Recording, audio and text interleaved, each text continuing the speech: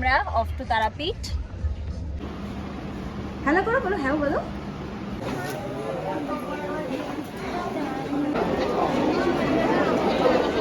গাড়িটা আমাদের এ করছিল।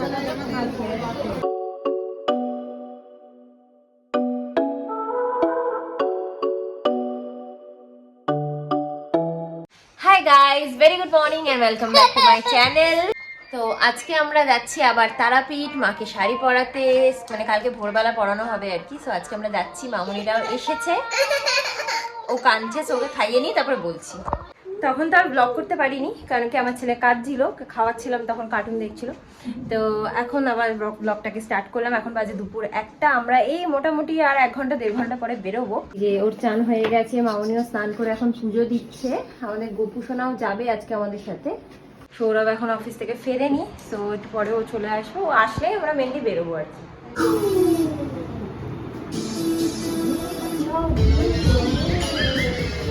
আমরা রেডি হয়ে গেছি, এবার বেরোবো। আর এই যে আমাদের গোপু সোনা, গোপু সোনা যাচ্ছে। বাহ, একটা পাঞ্জাবি এনেছি, এটা ওর কদিন পরে জন্মদিন আছে, তো জন্মদিনের দিন সকালবেলা পরে একটু খেতে বসাবো। যদিও আমি ধুয়ে দেবো নতুন জামা হলেও। পরে না, ওটা তোমার বাবা, এটা তোমার তোমার তোমার পছন্দ, পছন্দ মামা পছন্দ। এই যে গাইস, এটা হচ্ছে পাঞ্জাবি আর ধুতি।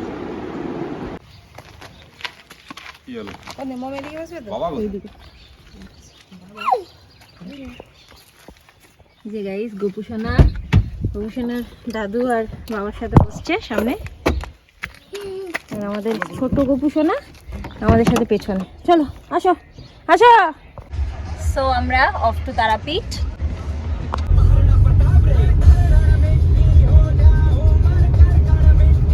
টাউনশিপের বাইরের পেট্রোল পাম্পটা থেকে একটু পেট্রোল নিয়ে তারপরে আমরা ফাইনালি রওনা হব। গাড়ি চালানো হয়ে গেছে, চলো। দাদু ঠাম্মিকে দেখিয়ে দিল কিরকম গাড়ি চালাতে পারে। চলো এবার চলো। আরে না না না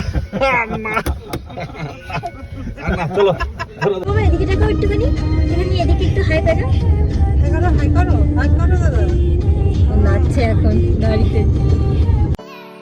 কখনো সেইভাবে খেয়াল করিনি, আজকে যখন ভালো করে খেয়াল করে দেখলাম, তখন দেখলাম এত সুন্দর একটা সিনারি, যেরকম গল্পের বই বা কবিতার বইতে থাকে, একদম সেরকমই যেন একটা সিনারি দেখতে পেলাম। তো সেটাকে ক্যাপচার করে নিলাম। আর ছেলেকে কি দেখাবো বলতো, ছেলে তো অমনি গাড়িতে উঠে ঘুমিয়ে পড়লো। খাওয়া দাওয়া করে এসেছিল না, সেই জন্য দুপুরের ঘুমটা গাড়িতেই দিয়ে দিল।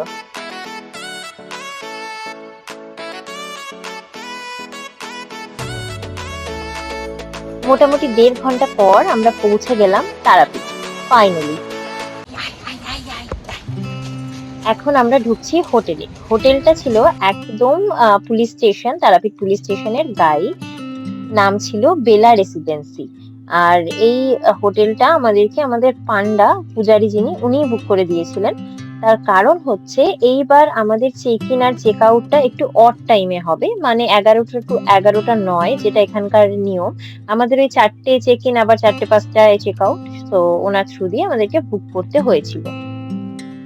5 তলায় ছিল আমাদের পাশাপাশি 2টো রুম, একদম লিফটের সামনে। এটা আমাদের আর পাশেরটা মামুনিদের। তো ঘুরে তোমাদেরকে একটুখানি রুমটা দেখিয়ে দিচ্ছি। আমার ছেলে তো এসেই একটুখানি বিছানায় ওকে শুয়ে দিয়েছিলাম যাতে একটু রেস্ট নিতে পারে। আর গোপু সোনাকেও ওখানে একটা টেবিল আছে, টেবিলটা পরিষ্কার করে গোপু সোনাকেও ওখানেই রাখা হয়েছে। তো ঘরের মধ্যে নর্মালি ঢুকে যেরকম মানে সব লাইটের সুইচ রয়েছে, তারপরে একটা আলমিরাও দেওয়া রয়েছে, এখানে একটা ক্যাবিনেট মতো রয়েছে, তার সামনে একটা ম্যাট পাতা, টিভি রয়েছে, এটা একটা বড় বেড। আর এখানে একটা ব্যালকনি আছে, ব্যালকনি থেকে ওই যে রাস্তা দেখা যাচ্ছে। তবে আমাদের আগের হোটেলটা বেশি ভালো ছিল, যেটাতে আগের বার এসেছিলাম। বাট ঠিক আছে, এটা অ্যাকচুয়ালি আমাদের পূজারি বা আমাদের পান্ডা যে বুক করে দিয়েছে শর্ট নোটিসে আর কি। যদি বা শর্ট নোটিসে হওয়ার কথা ছিল না, আমাদের আগে থেকেই বুক করা উচিত ছিল। আমরা জানতাম না যে এই সময়টাও মানে অন সিজন আর কি, তো সবই বুক মোটামুটি। কারণ আমি ফোনে যাদেরকেই জিজ্ঞেস করছি সবাই বলেছে এসে বুক করতে। তো বাচ্চা নিয়ে এসে বুক করার রিস্কটা নিয়ে নিই। মোটামুটি আমরা ওখান থেকেই বলে বুক করে এসেছি। হ্যাঁ, কালকে বিকেল অবধি। এটাও আমাদের একটা ব্যাপার ছিল যে আমরা তো 11টা টু 11টা চেক ইন না, একটু এদিক ওদিক করতে হবে, যেন পান্ডা থ্রু দিয়ে বুক করতে হয়েছে। আর সৌরভ এখানে পরিষ্কার করছে ওয়াইপস দিয়ে গোপালের বসার জায়গাটা। ওইদিকটা বসে দিয়েছো ভেতর দিকটা? ভেতর দিকে সব করে। একটু পরে মামনি গোপুকে খাবার দিয়ে দেবে, তারপরে শুয়ে দেবে, তারপরে আমরা একটু বেরোবো। এই যে একটা মিরর রয়েছে শাড়িগুলো করার জন্য। গাইজ আর টয়লেট্রিজ দিয়েছে একটা সাবান, সাবানের প্যাকেটটা আমি খুলে ফেলেছি। 2 লিটারের একটা বোতল দিয়েছে, এখানে গ্লাস ফ্লাস রয়েছে, জলের জাগ এসব রয়েছে। ডাস্টবিন ফাস্টবিনও দিয়েছে, বাথরুমেও ডাস্টবিন আছে। এখন আমি এই ঘরে যাচ্ছি। হয়ে গেছে তোমার? এই রুমটা একটু দেখাতে এলাম। সব ঘরে টিভি দিয়েছে, তোমাদের এইখানটা ওই জিনিসটা নেই, আমাদের ওখানটা এই জিনিসটা আছে বলে আমি গোপালটাই রাখতে পেরেছি। বাট একটা চেয়ার দিয়েছে, ঠিক আছে। এটা কি তোমারই মজা তো না অন্য লোকের মজা? তোমার মজা না অন্য লোকের মজা? ও, তোমাদের টয়লেট্রিজ দেয়নি? ওই একটা সাবান নেই যে সবাইকেই তাই দিয়েছে। গাইস আমার বাবা তো এখানে এসেও একই জিনিস করছে গো, একই জিনিস করছে, কোনো কিছু পাল্টায় না। আমার বাবা শুধু সুইচ ভালোবাসে। বাবা হ্যালো করে দাও তো। আমার হ্যালো করছিল, বুঝলে, হ্যালো করছিল। হ্যালো করে দাও। হ্যালো হ্যালো হ্যালো করো, বলো হ্যাঁ বলো। তোমার পেট থেকে সব শিখে আসছে? হ্যাঁ আমার পেট থেকেই সব শিখে এসছে ও। তো নাহলে কি করে ওই ফোনটা রাখতে? সত্যি এই ফোনটা ও কোনোদিন জীবনে চোখেও দেখেনি, ইউজ করা তো দূরের কথা। আমি তো বলিও নি ওকে যে ফোন করো বা কিছু, ও নিজে নিজেই দেখে এটা কানে দিচ্ছে তখন থেকে। তাই তো ভাবছো কি করে জানলো? আমরা সব বাচ্চারা কম্পিউটারিস্ট বাচ্চা। আর মামনি এখন গোপুসোনাকে একবারে খেতে দিয়ে দিচ্ছে সন্ধ্যে, আর আমরা একটু পরে বেরোনোর আগে শয়ন দিয়ে একেবারে তারপরে বেরোবো। আর আমি এখানে আমার ছোট্ট গোপুসোনাকে একটুখানি খাওয়াচ্ছি আপেল। আমার ছোট্ট গোপুসোনাকে ধরে ধরে খাওয়ানোটাই হচ্ছে বিশাল বড় ব্যাপার। আমার ছোট্ট গোপুসোনা না বুঝতে পারে না কিছু। এবার আমরা এসে এখানে নিজেদের চাদর টাদর সব পেতে নিয়েছি, গায়ে দেওয়ার চাদরও নিয়ে এসেছি। গপু এখানে শুয়ে পড়েছে। আগের বার নিজেদের চাদর ফাদর আনতে ভুলে গেছিলাম, আর বাচ্চা যেহেতু আছে নিয়ে আসাটা একটু বেটার, সো সেই জন্য নিয়ে এসেছি। এবার কোনো যাতে মানে কি বলবো বলো তো, যত ভালো হোটেল আর যত খারাপ হোটেলেই থাকো না কেন, এগুলো একটু বাচ্চা থাকলে ক্যারি করলে ভালো। এখন যা ডিজিজ যা কিছু আছে, কি বলবো বলো, কোথা থেকে বাঁচাবো, এখন কি মুখে দিচ্ছে বৃষ্টি করছে এখন খালি। হ্যালো করো আগে, হ্যালো করো তাড়াতাড়ি, হ্যালো করে দাও, হ্যালো করে বলো চা দিয়ে যেতে বলো, বলো চা দাও। কি করছে গাইজ, আমাদেরকে রুম রেন্টের সাথে মনে আরো জিনিসপত্রের টাকাও দিতে হবে যা মনে হচ্ছে। আগেরবার মারা সবাই এসেছিল, মমিতারা সবাই এসেছিল, বেশি ভালো লাগছিল। এবারও আসার কথা ছিল সবারই, বাট কেউই আসতে পারেনি। আমার শরীর খারাপ, তারপরে মমিতাদের ওখানেও পুজো হচ্ছে, সো কেউই আসতে পারেনি, আমরাই এলাম। শাড়িটা একটু পরে আমরা দিতে যাব, মন্দিরে যাব, যদি দর্শন করতে পারি মানে সন্ধ্যা আরতি, তাহলে একটু দেখবো, দেখে তারপরে হচ্ছে শাড়িটা আমাদের যে পূজারি আছে পান্ডা তাকে দিয়ে দেবো। আর একটা জিনিস গাইজ, সেটা হচ্ছে যে আমরা যেহেতু এখানে মেনলি এসেছি মাকে শাড়ি পরানোর জন্য, তো সেটা ভোর 3:30টার সময় আমাদেরকে যেতে হবে, মানে মন্দিরে উপস্থিত হতে হবে ভোর 3:30টার সময়। কারণ এখন আর মায়ের ওই সব মানে স্নান টান এগুলো দেখতে দেয় না। অনেক আগে নাকি দেখতে দিত আমাকে, মামিরা বলছিল, এখন সৌরভরা ছোটো ছিল এসেছিল তখন ওনারা সব দেখেছেন, কিন্তু এখন যে শাড়িটা পরানোটা ওই সময় দেখতে পারবো আর কি। এবার দেখি, দুজনকেই ফ্রি পাস দিয়েছে, দুজনেই ফ্রি আর টাকা দিয়ে বলে না, এইটা খালি ওই পান্ডা, যে পান্ডার পালি থাকবে তারই 100 জন বা এরকম হয়তো দেখতে পারবে মেবি। তো আমরা আমাদের দুজনকে দিয়ে বলেছে আর কি, যে কোনো দুজন যেতে পারি। তো দেখা যাক কী করি, যাবো তো, ইচ্ছা তো আছে, এখন দেখা যাক, ভগবানের ইচ্ছা সব।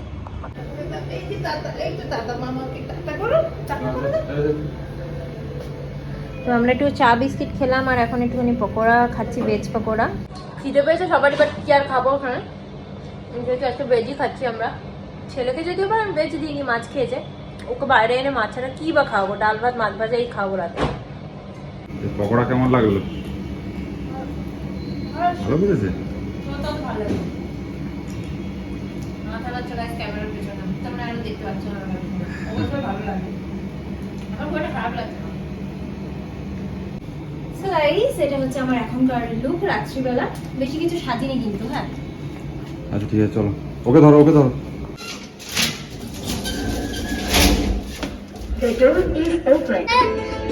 আমার বাবা ভয় পায় লিফটে।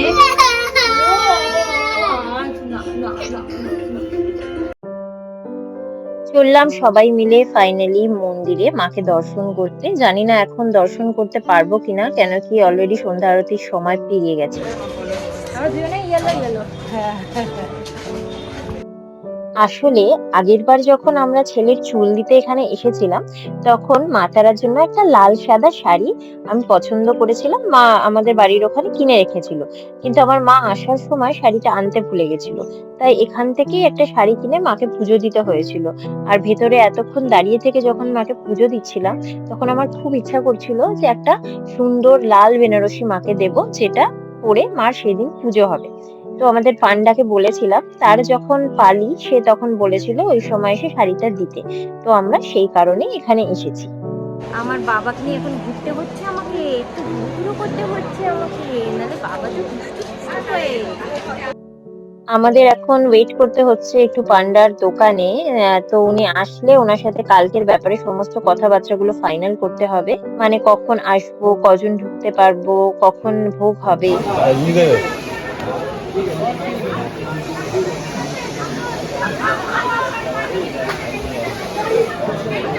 হা করে হাওয়া খাবে আমার।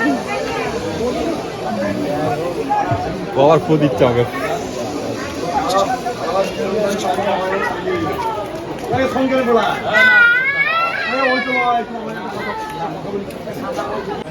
বাবা বাবা দেখছো কি বদমাইশ, তাকাচ্ছে না, দেখো।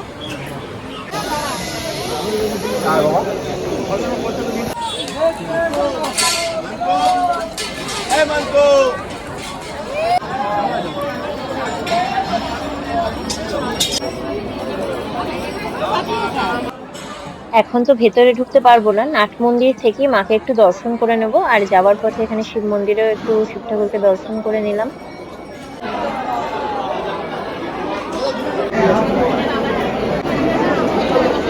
আগেরবারও আমরা সন্ধ্যের সময় আসিনি, এবার আমরা সন্ধ্যের সময় এখানে এসেছি, দেখে আমার ভীষণ ভালো লাগছে। কারণ সন্ধ্যেবেলাতেও এত লোকের ভিড়, এত লোকের সমাগম, ভাবাই যায় না। সত্যি সবসময় অন সিজন এখানে। ওই তো মায়ের মুখ দেখা যাচ্ছে, ওই তো মায়ের মুখ দেখা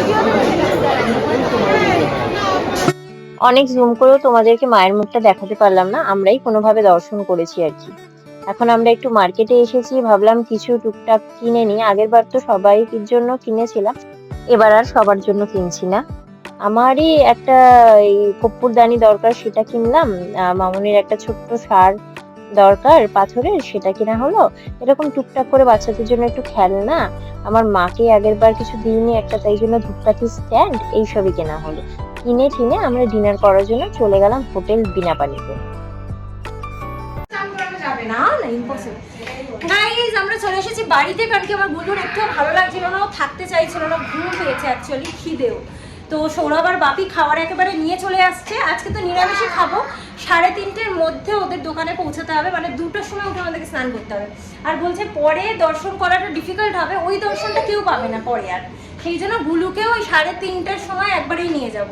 তো খুবই হেকটিক ব্যাপার। এখন অলরেডি 9:30 বাজে, ওরা খাবার আনলে 4 জনে খাবো, 5 জনে খাবো দাবো, ঘুমাবো, তারপর আবার যাবো স্নান করে, 2টার সময় স্নান করে। তো যাই হোক, সো পরে ব্লগটা কন্টিনিউ করছি, ওকে একটু ফ্রেশ ট্রেশ করবো। এখন গুলুকে জামাটা ছাড়িয়ে দিয়েছি, আর এখানে হচ্ছে এখান থেকে জানলাটা একটুখানি সরালাম, বাইরের ভিউটা একদম মানে সবই দেখা যায় গাড়ির রাস্তার উপরে। দেখো এই কিছুটা মানে একদম উল্টো দিকে, এখান থেকে ওম হোটেল ওম দেখাও যায় বোধহয়, একদম সামনেই হোটেল ওমটা, ওই দিকটা। সেখানে হচ্ছে আমার ছেলের দুজনের ভাত ডাল মাছ ভাজাটা ওর, আর আমি আমার জন্য একটু মানে আমার মামানির জন্য একটু আলু পোস্ত, তারপরে আর কি বলে মিক্স ভেজ, যেগুলো সৌরভ নিয়ে এসছে। তো ওদেরকে বলে ওই ঘরে বসে খেয়ে নিতে, কারণ আমার ছেলেকে একটু নিরিবিলিতে না খাওয়ালেও খাবে না। ওরা 3 জন ওখানে বসে খেয়ে নিচ্ছে, আমি ওকে খাইয়ে তারপরে খাবো। ছেলে ঘুমানোর পর অর্ধেক লাইট ঘরের অফ করে আমি ফাইনালি খেতে বসছি। এই ভাতটাই আমার হয়ে যাবে। তো আমি ডাল নিয়ে নিলাম, এখানে আলু পোস্ত আর মিক্সড ভেজ, এটা দিয়ে আমরা খেয়ে নেবো। আর কোল্ড ড্রিঙ্কস তো আছেই সাথে। তোমরা বললে খাবারটা খারাপ হয়েছে, কিন্তু মিক্স ভেজটা তো খুব ভালো হয়েছে গো। আরে মিক্স ভেজ বাদ দিয়ে সবগুলো ডালটাও ভালো হয়েছে, খারাপ হয়নি তো। ডাল ঠিক আছে, তড়কা, মেনলি তড়কা আর হচ্ছে আলু পোস্তটা। আলু পোস্তটা পুরো তো খুবই সিম্পল হয়েছে, ঝাল টাল কিছু হয়নি, মিষ্টিও খুব একটা হয়নি, নর্মাল। সো গাইস, আজকের মতো আমরা এখন শুয়ে পড়ছি। আজকে ব্লগটাকে এখানেই এন্ড করে দিচ্ছি, নাহলে খুব লম্বা হয়ে যাবে। আর কালকে যে ব্লগটা সেটা কদিন পর তোমরা দেখতে পারবে। সো আজকের মতো tata, bye, good night, sweet dreams and spread love. আর ভালো লাগলে কিন্তু প্লিজ লাইক শেয়ার করতে ভুলো না। Okay, tata.